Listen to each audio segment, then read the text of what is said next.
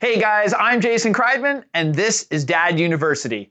We help dads learn what they're not taught in school. Welcome to video number 4 of this 7-part series called the Fatherhood Formula, where we're going to teach you the 7 principles of dad success.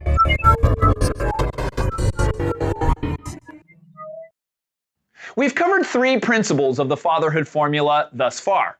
If you haven't seen these videos, you can check them out on our Fatherhood Formula playlist, which is right here. I mentioned in the very first video that each of the principles build upon each other. So by learning one principle, you're going to be ready for the next one. Today we are reviewing the 4th principle of dad success, communication. Now let's talk here. Let's be honest, we're all friends. Men typically aren't as strong in the communication area as women are. So as it relates to relationships or even parenting, sometimes we have a little difficulty communicating. So it's important that we understand this principle and practice it. Communicating with children doesn't come naturally for most men, but we need to learn how to talk with our kids so that we can have a great relationship with them. Let's start with some basics of communication. Did you know that only 7% of communication is verbal? This means the actual words that we use are only 7% of the communication. That is crazy. All this time, I'm worried about exactly what I'm saying, and it turns out that there's other elements that are way more important. Your tone of voice makes up 38% of communication. So this is how we say our words. How does our voice sound? Are we yelling or are we talking calmly? 38% is our tone of voice. And finally, 55% is nonverbal. Do the math. More than half of communication has nothing to do with what we say or how we say it. Some examples of these could be eye contact, facial expressions, the distance you are from the child. Maybe you have your arm around their shoulder or holding their hand. All of these are nonverbal ways that we communicate. In the previous video, I talk about a secret hand signal that you can use to nonverbally connect with your child. Communication and connection is not all about talking. I can tell you that a big part of communicating with your child is listening. Now, a lot of the Fatherhood Formula series is geared towards parents with younger children, but in this video, it can apply to teens as well. With teens, there's some nuances that are different than with younger children. Communicating with teens probably warrants its own video, but as an example, with teens, you're not going to look them straight in the eye when you're trying to get information from them. It might be during an activity, or you're folding laundry or doing dishes and just having a casual conversation. With younger children, you're going to want to look them in the eye. There's a couple of major things that you want to remember. If you want to learn how to communicate with your child, you're going to have to learn how to listen first. If you're not a very good listener, you're going to want to practice that one because it's crucial. Also, understand that communicating with your child is not a lecture. It's a two-way communication.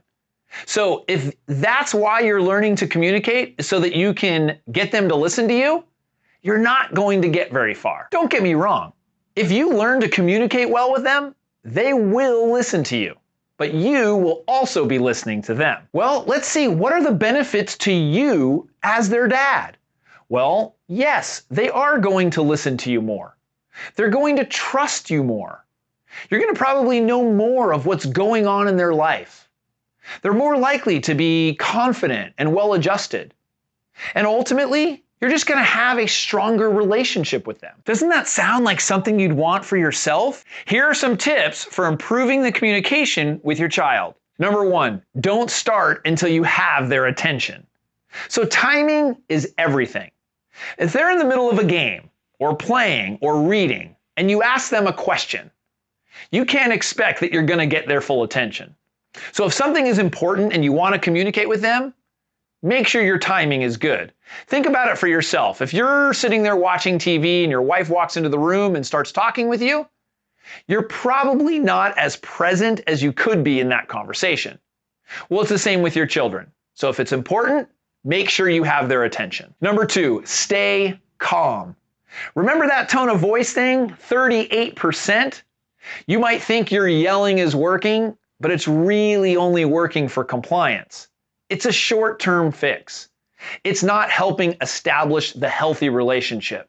So stay calm and your communication will be much better. Number 3, use fewer words. So this is especially effective with younger children. You don't want to make things too complicated, so that if you're trying to convey a command or for them to do something, just use fewer words. Upstairs, homework, get dressed. You don't have to make it complicated. Make it simple. Number 4, offer choices.